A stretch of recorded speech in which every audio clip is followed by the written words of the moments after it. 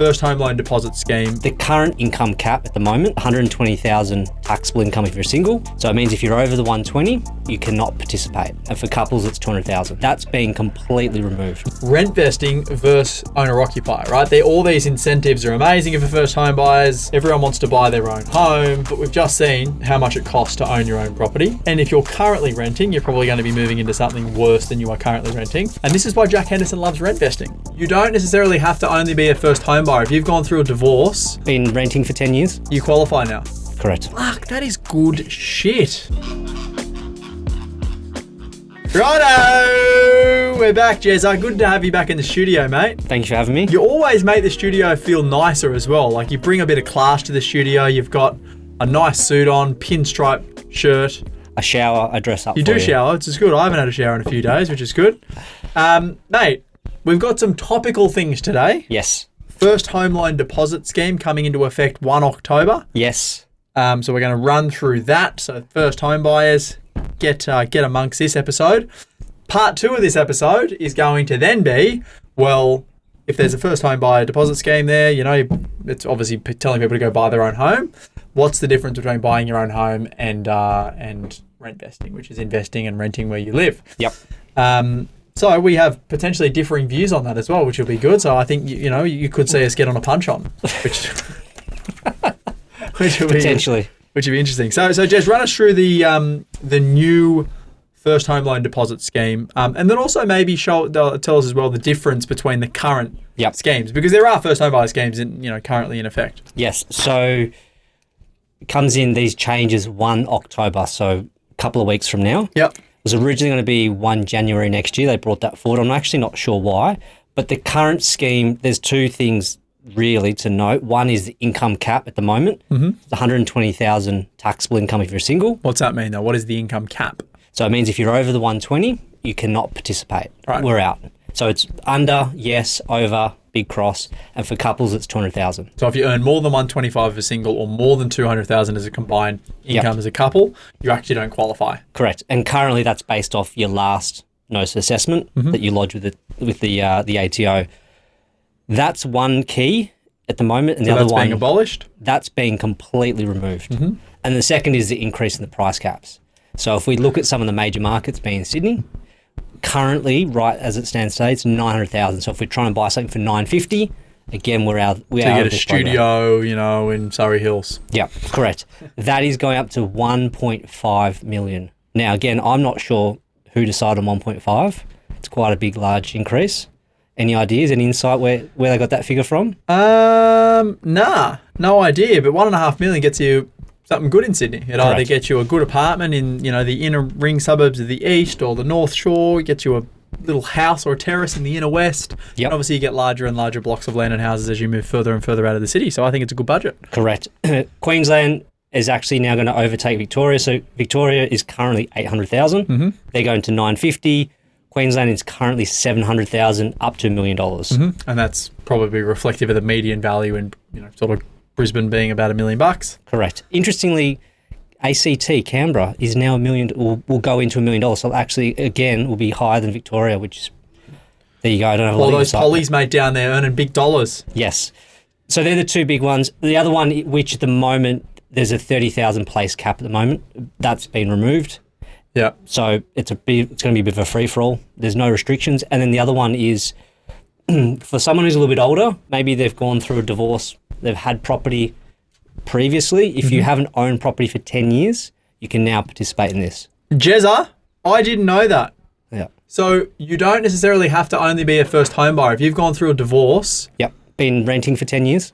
You qualify now. Correct. Fuck, that is good shit. Yep. So just remember though, that's separate from the state level with the stamp duty concessions. Sure, but you still can do the 5% deposit. Correct. And even if you don't qualify for the stamp duty concession, yep, you just pay the stamp duty with your 5% deposit. Correct. So interesting. That's fair because it'll get people off, Yeah, I mean, there'd be a lot of people like that. There'd be a lot of people who have gone through bad divorces or because they're renting, they're a little bit older, they don't have the capacity to save that full 20% deposit. Mm-hmm. Okay, very interesting. So just essentially to recap that, the income caps are being abolished. So a lot of people these days, if you live in a major city and you're in a half decent job, even construction workers now be earning more than 125 grand with overtime. Abolished, you can earn as much as you want, literally. Yep. And for couples, there's no longer that 200,000 income cap. And the price caps have increased most substantially in New South Wales from 900,000 to 1.5 million in Sydney. Correct. Awesome. So I've put together a bit of an example of a couple in Sydney. Mm-hmm. So we've got 2 applicants. It could be partners. These partners are living in Surrey Hills. Yep. They're currently paying $900 a week in rent. Used to live in Surrey. It's a great spot. No dependents currently. HEX is all paid off. Yep. And they've got a $10,000 credit card that they're using just for day-to-days. Cool. So the 2 applicants, one earns 120,000, one 140. Yep. You know, a teacher, someone works income. in marketing. That's a pretty standard profile. Sounds like Nick Shields and and Pearl here. They didn't like Surrey Hills, I can assure you that. Currently, they've got 95,000 in savings. Copy. So they're putting some money away, but they don't have a full 20% deposit. They're down the pub once a week in Surrey Hills, enjoying the good life. Correct. So as it stands today, their income puts them outside the program. Mm-hmm. But fast forward into October. And just what that means is they would, if this program didn't exist, they probably need a minimum of 8 to 10% deposit plus stamp duty on top.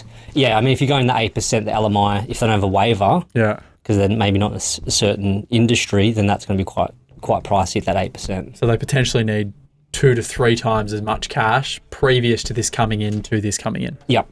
So I wanted to then break down. So I think this is going to cause a couple of issues, and the cost of housing, we'll go through that, be it rent or mortgage, and then what is their take-home pay after tax? Because I think people are starting to realise that we pay a lot of tax on our PIYG, on our income, and that all has an impact on what we can afford as a percentage of our take-home pay. Yep.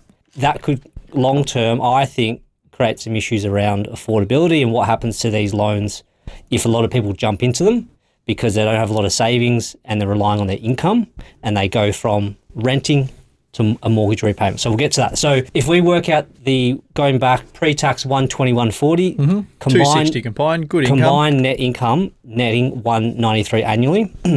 So they're paying $3,900 a month in rent. So currently that's 24% of their take-home pay is going towards housing. So, I think a lot of people use that 30% rule of thumb around affordability. Mm-hmm. So we sit under that. Yep. So 24% net pay goes to rent. Copy that. So what's going to do the market if we look at some of these purchase prices, particularly in New South Wales at that 900 up to 1.4, you can see what the funds would be required for 5% plus stamps. Now, going back, they've got 95 in savings. So as of 1 October, they could then walk into a 900 purchase and they would need $80,000 in savings to cover the 5% plus stamps because the stamps is discounted at 900 in New South Wales for your first property. But where I see some issue is if you look at that monthly repayment, it's $4,800. So we're now instantly having a 25% uplift in what they're paying rent to their mortgage. Yep. And as we go up in the purchase price, that becomes a lot more acute. So, if they're trying to buy something at that 1.2 mark, that's a 66% increase on their mortgage repayment on top of their rent. Which means they've gone from paying $3,900 in rent to paying $6,500 a month. And to note on this, what you're renting for $3,900 in Surrey Hills is probably worth $1.5 to $2 million. Correct. So you're spending 66% more and living in a worse property. Correct. Are you sure you want to argue with me with this rent vesting thing? Well, if we go back this example, they don't have dependents, so they may be happy to continue to rent. Mm-hmm. But what do you think is going to happen to this price range around this 900 to 1.2? Well, naturally, there's going to be more people in there, right? And there's a limited amount of stock, which means in the short term, prices will increase. Correct. A lot of people, if they're having to put down a 20% deposit, going from 900 to 1.1 is a big difference in terms of funds to complete. But in our example here, because they're using just 5%, they're basically leveraging this government program. So to go from 900 to a 1.1 purchase price, they only have to find an additional $19,000. Yeah. I mean, even to go from 900 to 1.4, which is 600,000 on top, they need 80,000, just over 80,000 for the 900,000 purchase price. Yep. Versus 130 for a $1.4 million purchase, which still isn't that big of a jump. So even in that scenario, if they've got 95, they need to find 35,000.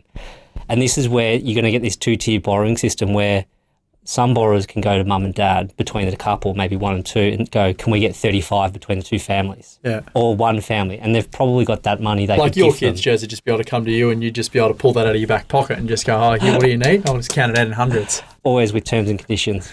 So for some people, yes, they can get up to that 1.4, but that's going to be, creating. And then my second concern around it is really just around the low income earners. Will they be able to take advantage of this? I think this will definitely suit the professional workers in the large cities with existing strong incomes that don't have strong savings to put down 20%.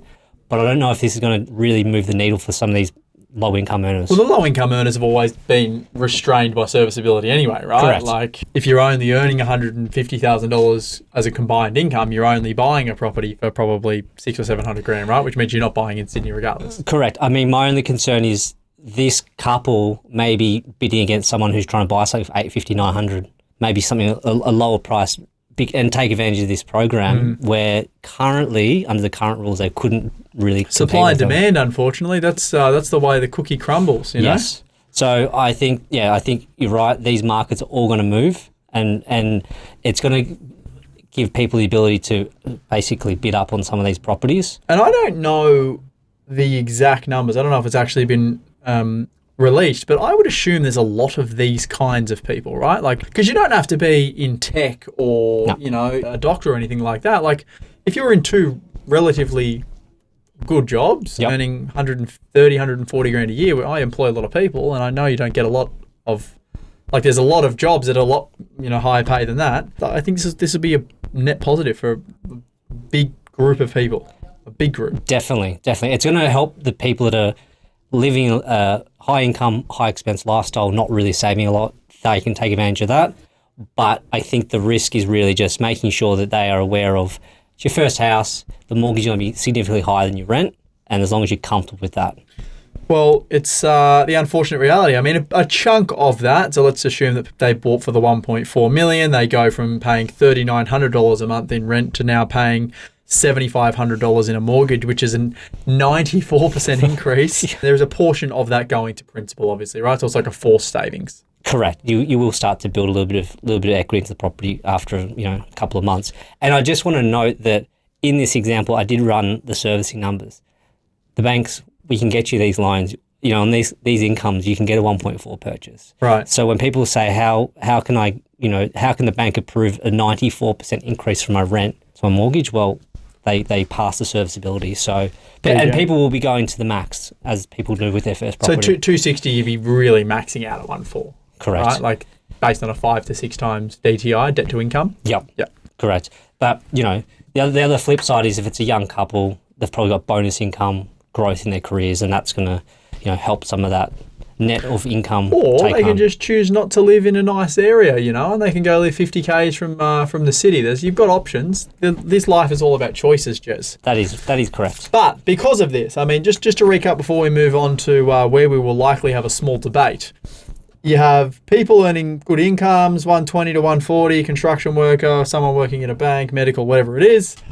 They're renting. They do have the ability to go and buy. But like we said, if you want to live in the same property that you're probably renting, and I would argue that $3,900 a month in rent in Surrey Hills is probably a higher dollar value than 1.4 million. You're probably renting something worth 1.5 to 2 mil, give or take. Yep. So to go and buy something at your max will cost you $7,500 a month in non-deductible interest, the vast majority of that, and you're probably not living in something as good as what you're renting. That's correct. Okay, and remember the dollar, $3,650 on top of what you were paying in rent. So almost double. So you'd have to be thinking, obviously you're saving something at the moment. Maybe that couple in this example is saving $2,000, but then they have to go and find $1,600 out of their budget. Mm-hmm. That's right. So that's one less night out. In get Surrey rid of the Hills. Audi you've got.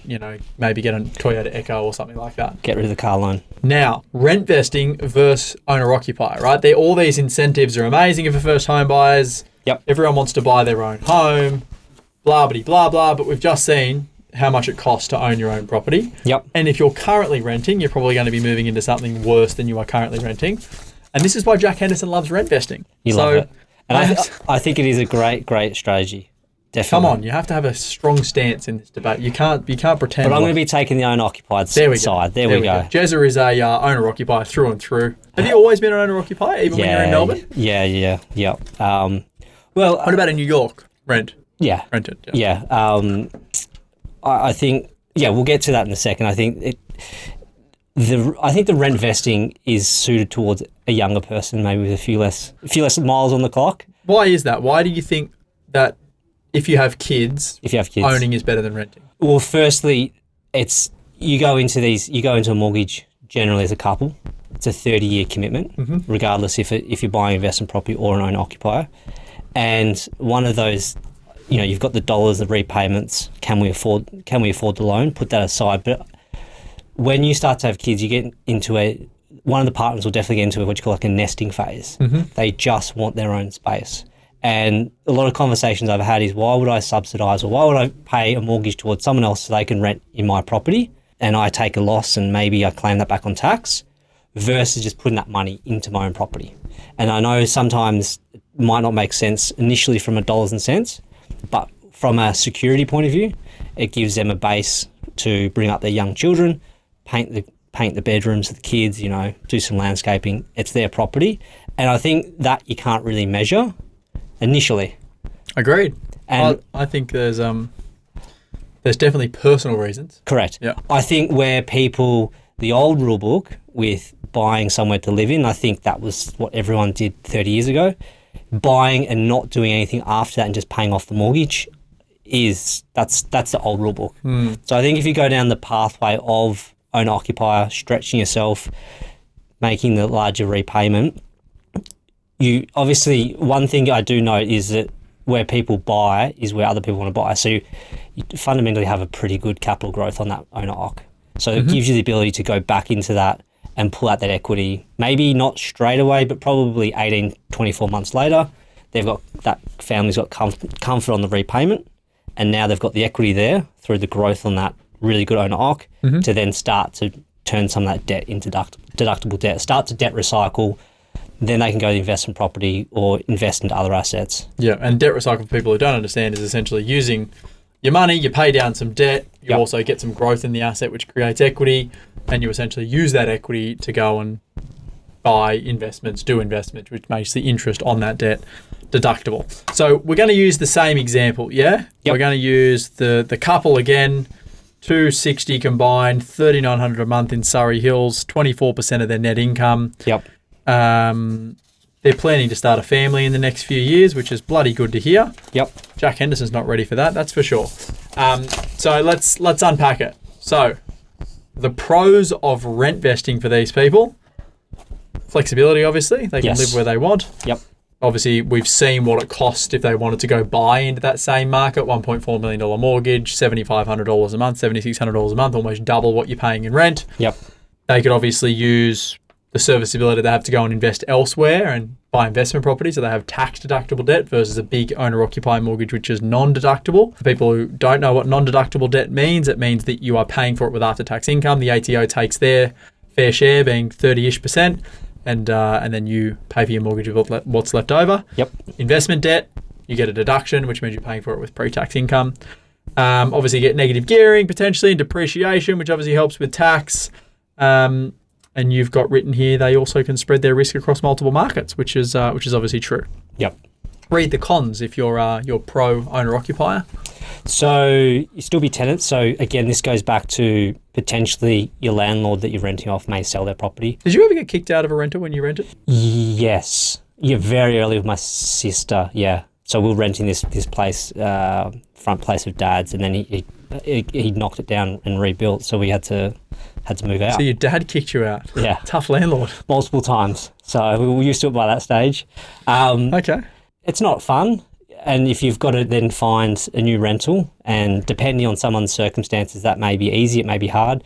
Like I know there's a lot of change around pet laws, right? But if you've got multiple pets, you're probably going to get declined. You just don't put them on your lease, like I don't. Okay. All right. We're learning all the tricks of the trade. That was a joke. Of course, I put my dogs on the lease sometimes. Maybe not all of them. If you've got 3 dogs, just put 1. Yeah. And then rent rises. So I think obviously coming off the back of COVID, rents were severely discounted. Mm-hmm. So I think for a lot of people that were rent vesting, that made sense. They could rent somewhere cheap in a really, really good area. But some of those rents have started to come back. What about the alternative, right? Mortgage, variable rates, don't fix it. 2% to 6%. That's what Jack Henderson's life was like. Yeah, there's a few people holding on there. So there's pros and cons, right? Increase in rent, obviously, but then also if you've got a mortgage, you've got an increase in rate. And even if you are fixed for a period of time, eventually you have to face the music. Correct. Now, people are getting a little bit of relief now, but I actually think it's happening slower than people anticipated. You know, I think back of last year, people were expecting a cut, didn't come before Christmas, and, you know, we're getting some this year, but I think it may not come as, you know, some people a few months ago were saying another 1% in the next 12 months. That may not occur. So you're right. I think you've got to budget on what you're paying today, not what you hope to be paying on your mortgage from a cash flow point of view. Missing out on tax-free capital gains exemption. So as it stands today, they had a big tax discussion roundtable, all the heads of Australia. What a BS that was. Big talk fest.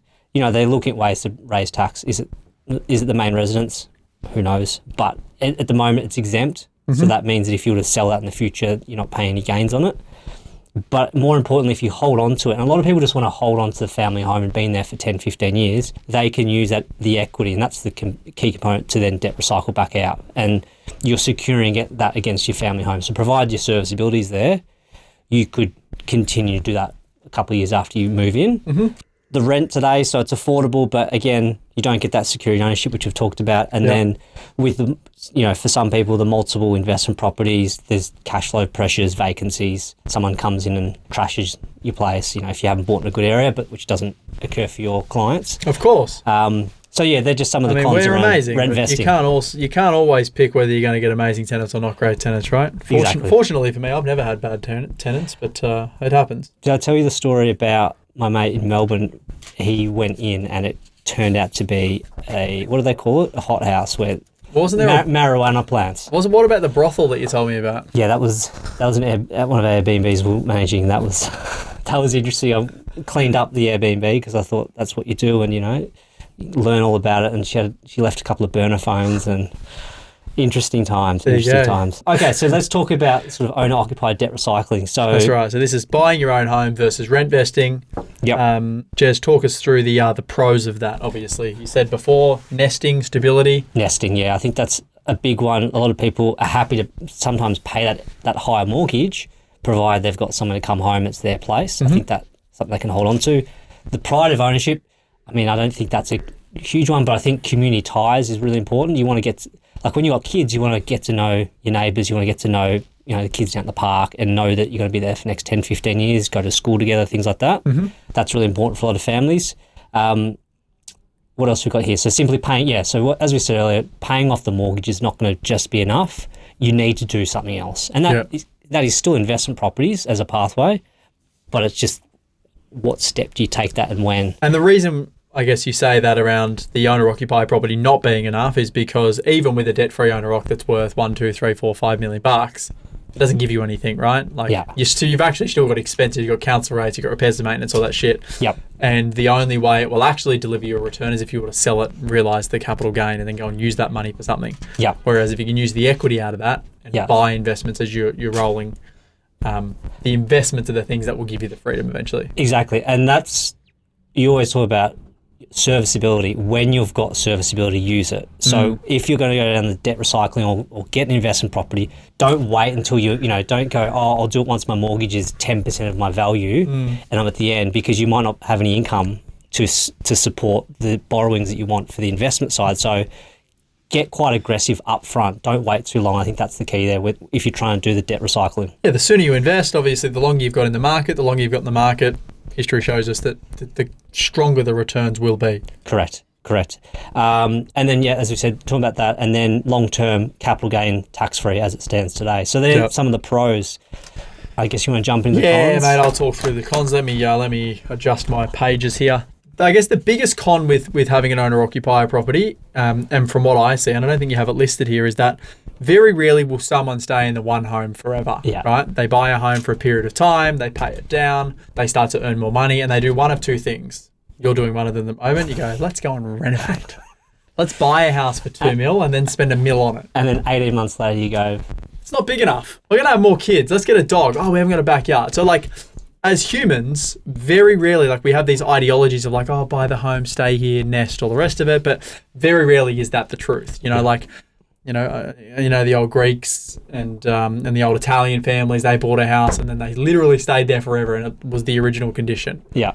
I know from, myself and my family, like that doesn't happen. Like we want to buy, and you would have done the same thing already, right? You had the apartment first, didn't you? And then from the apartment into the house. Then I'm assuming this house will only last you for a period of time before you go to something else. Hopefully it's a good hold. I don't think so. I think you buy something else.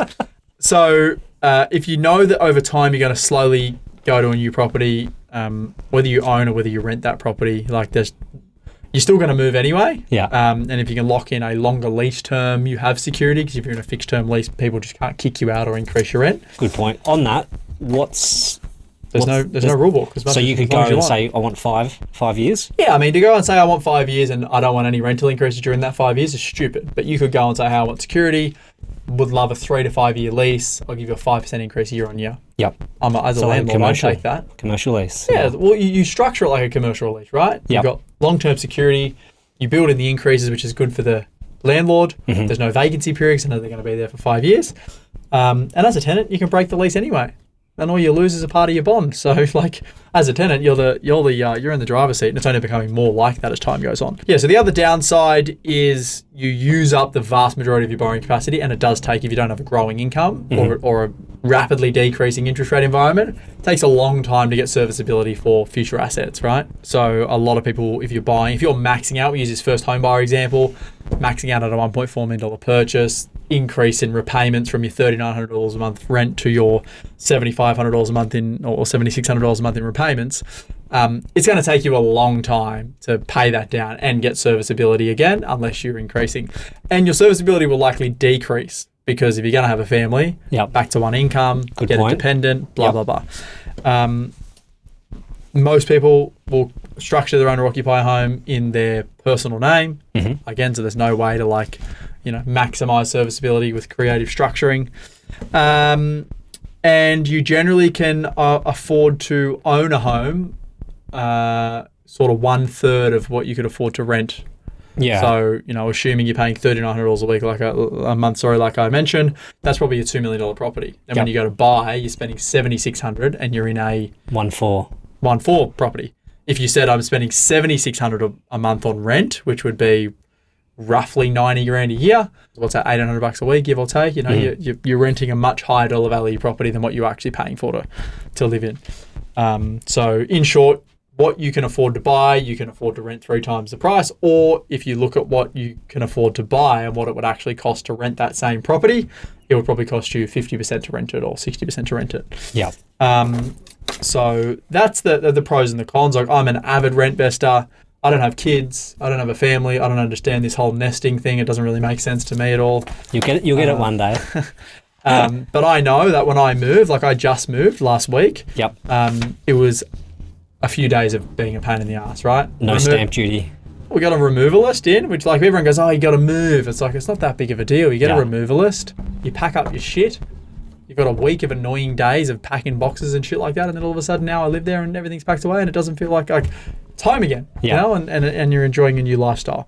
And I also think a lot of people also don't explore. How do you know whether you want to live in the inner west or you want to live in the eastern suburbs or you want to live in the North Shore or you want to live in Queensland, or if you don't rent and move around and see the lifestyles that you want and you just go, I'm just going to go buy a house here. Yeah. Very hard to up and move after you've already bought a joint. Yeah. So there's my takes on it. Just something we're seeing across families is with this changing landscape around family mix. Yeah. You're now starting to see more and more where there's mixed families. So maybe there's mum and dad living in the property. Mm-hmm.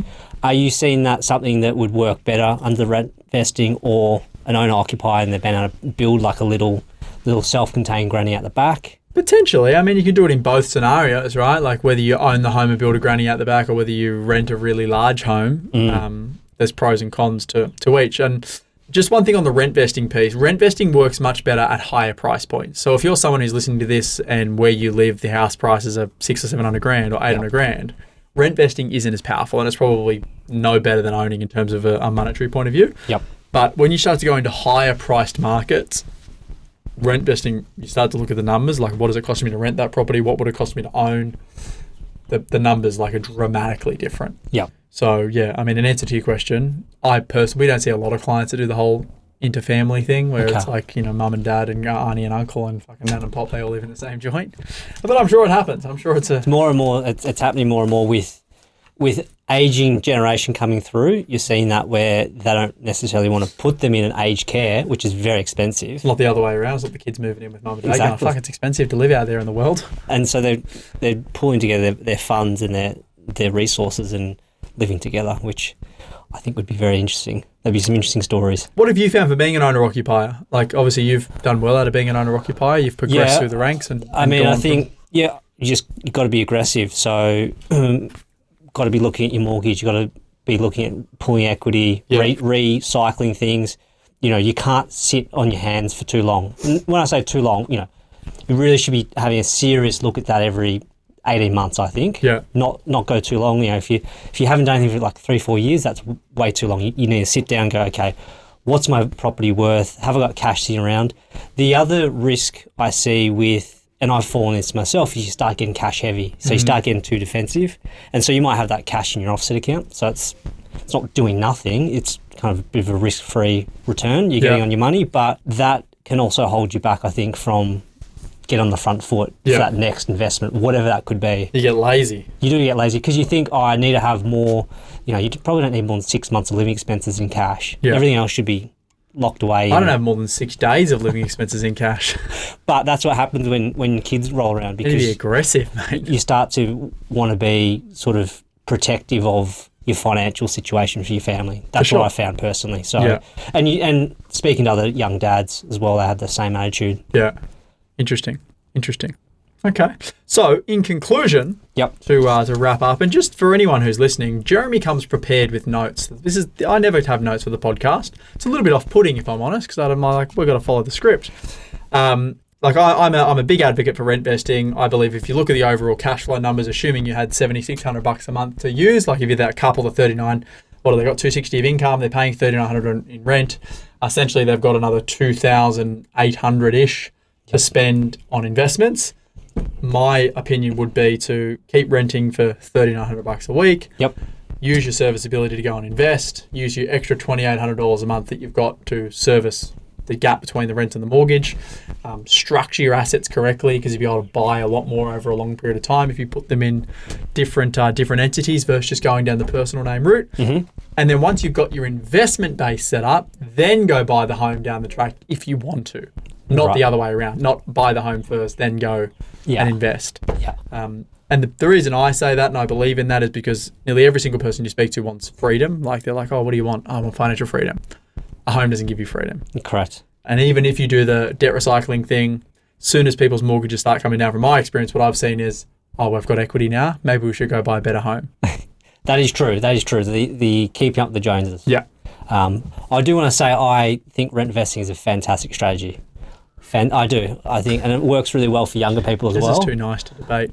But once kids are on the scene, you'll, and I'm sure if you had this I reckon Georgie would know whether we rented or he owned his home. He wouldn't care.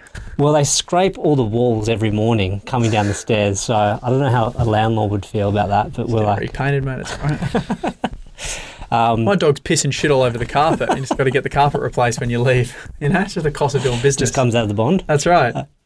Little hack actually for rent investors out there. When you're coming to the end of your lease, I always pay my rent monthly. I only pay 2 weeks of your last month's rent. Yeah. And then when they chase the final 2 weeks, just say take it out of the bond, because sometimes, you know, as you're moving out of a rental, the costs can build up. Where if they've got less bond to work with, they generally find less issues, because if the expenses to fix the property, like to replace carpet and blah, blah, blah, go above the bond, they've got to then chase you for the money. And generally I don't find that. So they'll try and stay within the bond amount. So if you don't pay the last 2 weeks rent, that 2 weeks comes out of the bond, and then there's only 2 weeks worth of bond to fix things. So I usually, when I move out of rentals, just when I pay the bond, I just know that bond's never coming back. Right. 2 weeks if it's going to go to rent, and then the other 2 weeks will go to, you know, fixing shit. What do you think the example down in Melbourne were my mate, they were growing marijuana, do you think they got their bond back? Probably not. I'd say no. I mean, fuck. Did he keep the plants? I think the police did, so someone benefited.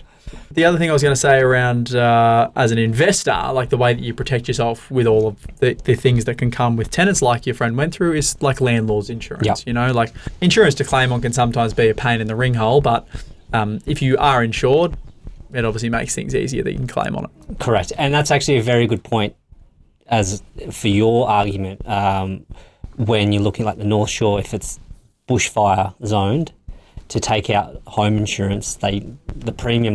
Someone was looking at a property this week, a client, and the premium on that was $6,000 to $9,000 because it was not even a bushfire area, but it was near a national park, which is something that the landlord would cover.